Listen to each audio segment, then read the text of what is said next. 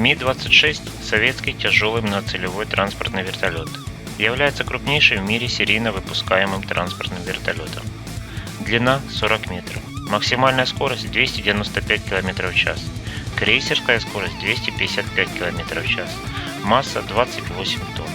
Стоимость от 15 до 18 миллионов долларов по состоянию на 2013 год. Тип двигателя – газотурбинный. Первый полет состоялся 14 декабря 1977 года.